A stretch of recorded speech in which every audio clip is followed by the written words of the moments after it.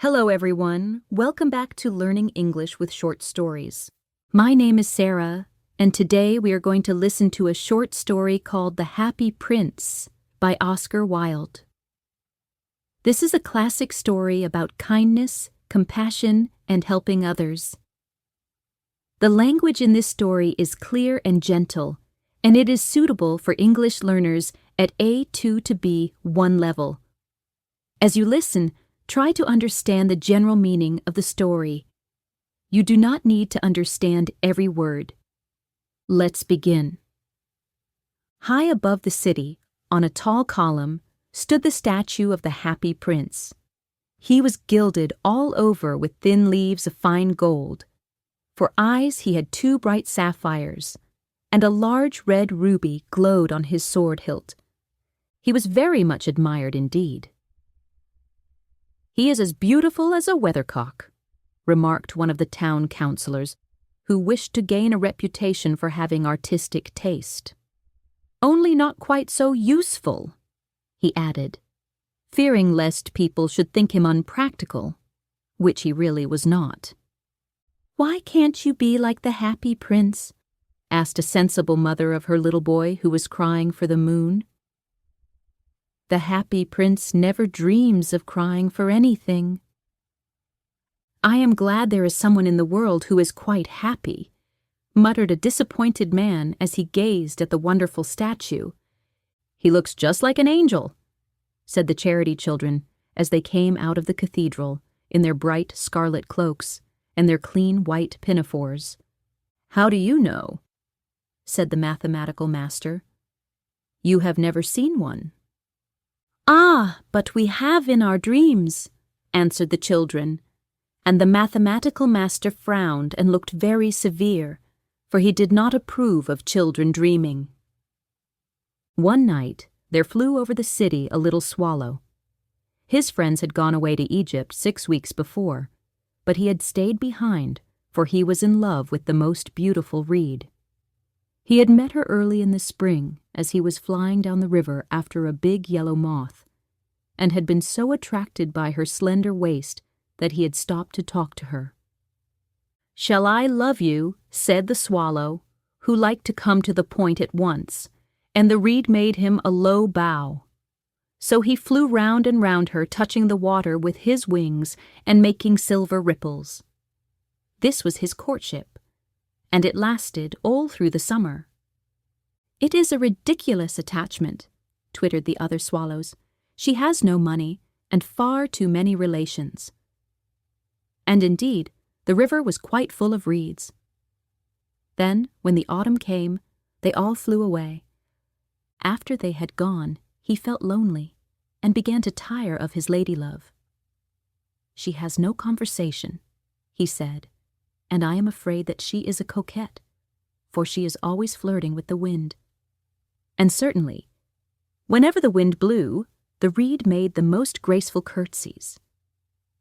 "I admit that she is domestic," he continued, "but I love traveling, and my wife, consequently, should love traveling also. Will you come away with me?" he said finally to her. But the reed shook her head. She was so attached to her home. "You have been trifling with me," he cried. "I am off to the pyramids. Goodbye." And he flew away. All day long he flew, and at night-time he arrived at the city. "Where shall I put up?" he said. "I hope the town has made preparations." Then he saw the statue on the tall column. "I will put up there," he cried. "It is a fine position with plenty of fresh air." So he alighted just between the feet of the Happy Prince. "I have a golden bedroom," he said softly to himself as he looked round, and he prepared to go to sleep. But just as he was putting his head under his wing, a large drop of water fell on him. "What a curious thing!" he cried. "There is not a single cloud in the sky. The stars are quite clear and bright, and yet it is raining. The climate in the north of Europe is really dreadful. The reed used to like the rain, but that was merely her selfishness. Then another drop fell. "What is the use of a statue if it cannot keep the rain off?" he said. "I must look for a good chimney pot." And he determined to fly away. But before he had opened his wings, a third drop fell, and he looked up and saw. Ah, what did he see? The eyes of the Happy Prince were filled with tears, and tears were running down his golden cheeks. His face was so beautiful in the moonlight that the little swallow was filled with pity. "Who are you?" he said. "I am the Happy Prince." "Why are you weeping then?" asked the swallow. "You have quite drenched me." "When I was alive and had a human heart," answered the statue, "I did not know what tears were, for I lived in the palace of Sans Souci, where sorrow is not allowed to enter. In the daytime, I played with my companions in the garden, and in the evening, I led the dance in the great hall. Round the garden ran a very lofty wall, but I never cared to ask what lay beyond it. Everything about me was so beautiful.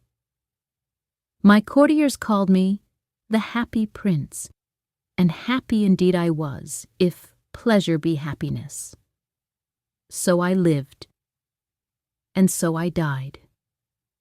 And now that I am dead, they have set me up here so high that I can see all the ugliness and all the misery of my city, and though my heart is made of lead, yet I cannot choose but weep." "What, is he not solid gold?" said the swallow to himself. He was too polite to make any personal remarks out loud. "Far away," continued the statue in a low musical voice, "far away in a little street there is a poor house. One of the windows is open, and through it I can see a woman seated at a table. Her face is thin and worn, and she has coarse red hands all pricked by the needle, for she is a seamstress. She is embroidering passion flowers on a satin gown for the loveliest of the Queen's maids of honor to wear at the next court ball. In a bed in the corner of the room, her little boy is lying ill. He has a fever and is asking for oranges. His mother has nothing to give him but river water, so he is crying. Swallow, swallow, little swallow, will you not bring her the ruby out of my sword hilt? My feet are fastened to this pedestal, and I cannot move." "I am waited for in Egypt," said the swallow. "My friends are flying up and down the Nile, and talking to the large lotus flowers. Soon they will go to sleep in the tomb of the great king. The king is there himself in his painted coffin. He is wrapped in yellow linen and embalmed with spices. Round his neck is a chain of pale green jade, and his hands are like withered leaves." "Swallow, swallow, little swallow," said the prince, "will you not stay with me for one night and be my messenger? The boy is so thirsty, and the mother so sad." "I don't think I like boys," answered the swallow. "Last summer, when I was staying on the river, there were 2 rude boys, the miller's sons, who were always throwing stones at me. They never hit me, of course. We swallows fly far too well for that, and besides, I come of a family famous for its agility, but still, it was a mark of disrespect." But the Happy Prince looked so sad that the little swallow was sorry. "It is very cold here," he said, "but I will stay with you for one night and be your messenger." "Thank you, little swallow," said the prince. So the swallow picked out the great ruby from the prince's sword and flew away with it in his beak over the roofs of the town. He passed by the cathedral tower, where the white marble angels were sculptured. He passed by the palace and heard the sound of dancing. A beautiful girl came out on the balcony with her lover. "How wonderful the stars are," he said to her, "and how wonderful is the power of love." I hope my dress will be ready in time for the state ball, she answered. I have ordered passion flowers to be embroidered on it, but the seamstresses are so lazy. He passed over the river and saw the lanterns hanging to the masts of the ships. He passed over the ghetto and saw the old Jews bargaining with each other and weighing out money in copper scales. At last, he came to the poor house and looked in. The boy was tossing feverishly on his bed, and the mother had fallen asleep. She was so tired. In he hopped and laid the great ruby on the table beside the woman's thimble. Then he flew gently round the bed, fanning the boy's forehead with his wings. "How cool I feel," said the boy. "I must be getting better." And he sank into a delicious slumber. Then the swallow flew back to the happy prince and told him what he had done. "It is curious," he remarked, "but I feel quite warm now, although it is so cold." "That is because you have done a good action," said the prince. And the little swallow began to think, and then he fell asleep. Thinking always made him sleepy. When day broke, he flew down to the river and had a bath. "What a remarkable phenomenon," said the professor of omythology as he was passing over the bridge. "A swallow in winter." And he wrote a long letter about it to the local newspaper. Everyone quoted it. It was full of so many words that they could not understand. "Tonight I go to Egypt," said the swallow, and he was in high spirits at the prospect. He visited all the public monuments and sat a long time on top of the church steeple. Wherever he went, the sparrows chirruped and said to each other, "What a distinguished stranger," so he enjoyed himself very much. When the moon rose, he flew back to the happy prince. "Have you any commissions for Egypt?" he cried. "I am just starting." "Swallow, swallow, little swallow," said the prince. "Will you not stay with me one night longer?" "I am waited for in Egypt," answered the swallow. "Tomorrow my friends will fly up to the second cataract. The river horse couches there among the bulrushes, and on a great granite throne sits the god Memnon. All night long he watches the stars, and when the morning star shines, he utters one cry of joy, and then he is silent. At noon, the yellow lions come down to the water's edge to drink. They have eyes like green barrels, and their roar is louder than the roar of the cataract." "Swallow, swallow, little swallow," said the prince. "Far away across the city I see a young man in a garret. He is leaning over a desk covered with papers, and in a tumbler by his side there is a bunch of withered violets. His hair is brown and crisp, and his lips are red as a pomegranate, and he has large and dreamy eyes. He's trying to finish a play for the director of the theater, but he is too cold to write any more. There is no fire in the grate, and hunger has made him faint." "I will wait with you one night longer," said the swallow, who really had a good heart. "Shall I take him another ruby?" "Alas, I have no ruby now," said the prince. "My eyes are all that I have left. They are made of rare sapphires, which were brought out of India 1,000 years ago. Pluck out one of them and take it to him. He will sell it to the jeweler and buy food and firewood and finish his play." "Dear prince," said the swallow, "I cannot do that." And he began to weep. "Swallow, swallow, little swallow," said the prince, "do as I command you." So the swallow plucked out the prince's eye and flew away to the student's garret. It was easy enough to get in, as there was a hole in the roof. Through this he darted and came into the room. The young man had his head buried in his hands, so he did not hear the flutter of the bird's wings, and when he looked up, he found the beautiful sapphire lying on the withered violets. "I am beginning to be appreciated," he cried. "This is from some great admirer. Now I can finish my play." And he looked quite happy. The next day, the swallow flew down to the harbor.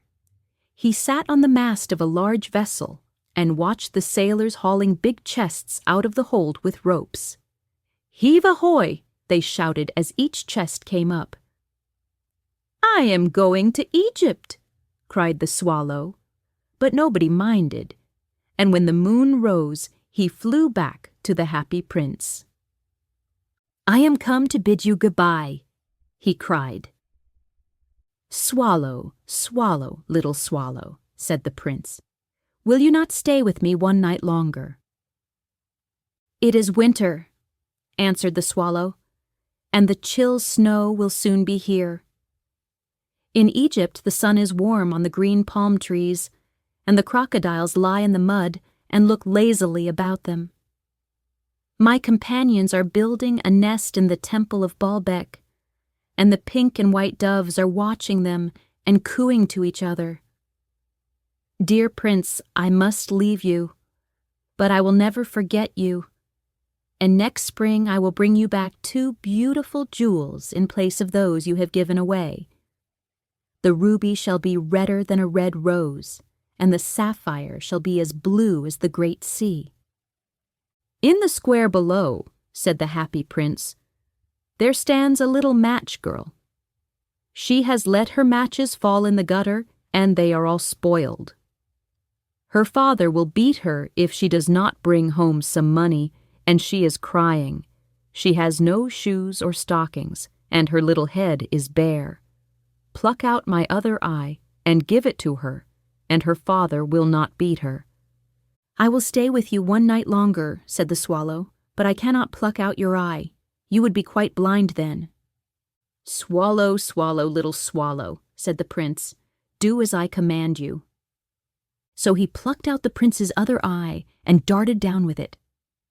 He swooped past the match girl and slipped the jewel into the palm of her hand. "What a lovely bit of glass!" cried the little girl, and she ran home, laughing. Then the swallow came back to the prince. "You are blind now," he said, "so I will stay with you always." "No, little swallow," said the poor prince, "you must go away to Egypt." "I will stay with you always," said the swallow, and he slept at the prince's feet. All the next day he sat on the prince's shoulder and told him stories of what he had seen in strange lands. He told him of the red ibises, who stand in long rows on the banks of the Nile and catch gold fish in their beaks.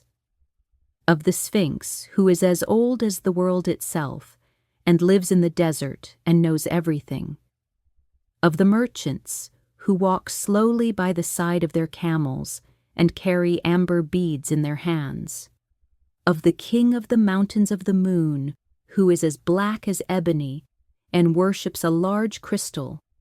Of the great green snake that sleeps in a palm tree and has 20 priests to feed it with honey cakes. And of the pygmies who sail over a big lake on large flat leaves and are always at war with the butterflies. "Dear little swallow," said the prince, "you tell me of marvelous things, but more marvelous than anything is the suffering of men and of women. There is no mystery so great as misery. Fly over my city, little swallow, and tell me what you see there." So the swallow flew over the great city and saw the rich making merry in their beautiful houses, while the beggars were sitting at the gates. He flew into dark lanes and saw the white faces of starving children looking out listlessly at the black streets. Under the archway of a bridge, 2 little boys were lying in one another's arms to try and keep themselves warm.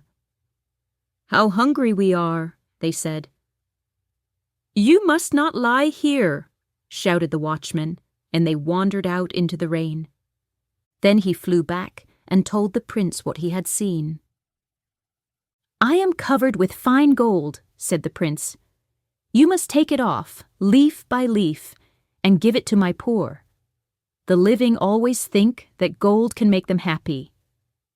Leaf after leaf of the fine gold the swallow picked off, till the happy prince looked quite dull and grey. Leaf after leaf of the fine gold he brought to the poor, and the children's faces grew rosier, and they laughed and played games in the street. "We have bread, Nod," they cried. Then the snow came, and after the snow came the frost. The streets looked as if they were made of silver. They were so bright and glistening. Long icicles like crystal daggers hung down from the eaves of the houses. Everybody went about in furs, and the little boys wore scarlet caps and skated on the ice. The poor little swallow grew colder and colder, but he would not leave the prince. He loved him too well. He picked up crumbs outside the baker's door when the baker was not looking, and tried to keep himself warm by flapping his wings. But at last he knew that he was going to die. He had just strength to fly up to the prince's shoulder once more. "Goodbye, dear prince," he murmured. "Will you let me kiss your hand?" "I am glad that you are going to Egypt at last, little swallow," said the prince. "You have stayed too long here, but you must kiss me on the lips, for I love you." "It is not to Egypt that I am going," said the swallow. "I am going to the house of death. Death is the brother of sleep, is he not?" And he kissed the happy prince on the lips and fell down dead at his feet. At that moment, a curious crack sounded inside the statue, as if something had broken. The fact is that the leaden heart had snapped right in two. It certainly was a dreadfully hard frost. Early the next morning, the mayor was walking in the square below in company with the town councillors. As they passed the column, he looked up at the statue. "Dear me, how shabby the happy prince looks," he said. "How shabby indeed," cried the town councillors, who always agreed with the mayor, and they went up to look at it. "The ruby has fallen out of his sword, his eyes are gone, and he is golden no longer," said the mayor. "In fact, he is little better than a beggar." "Little better than a beggar," said the town councillors. "And there is actually a dead bird at his feet," continued the mayor. "We must really issue a proclamation that birds are not to be allowed to die here." And the town clerk made a note of the suggestion. So they pulled down the statue of the happy prince. "As he is no longer beautiful, he is no longer useful," said the art professor at the university. Then they melted the statue in a furnace, and the mayor held a meeting of the corporation to decide what was to be done with the metal. "We must have another statue, of course," he said, "and it shall be a statue of myself." "Of myself," said each of the town councillors, and they quarrelled. When I last heard of them, they were quarrelling still. "What a strange thing," said the overseer of the workmen at the foundry. "This broken lead heart will not melt in the furnace. We must throw it away." So they threw it on a dust heap, where the dead swallow was also lying. "Bring me the two most precious things in the city," said God to one of his angels. And the angel brought him the leaden heart and the dead bird. "You have rightly chosen," said God, "for in my garden of paradise this little bird shall sing for evermore, and in my city of gold the happy prince shall praise me." Thank you for listening to The Happy Prince. This is a new channel for learning English through short stories. If you enjoyed listening, you can like and subscribe to look out for more stories like this. See you next time.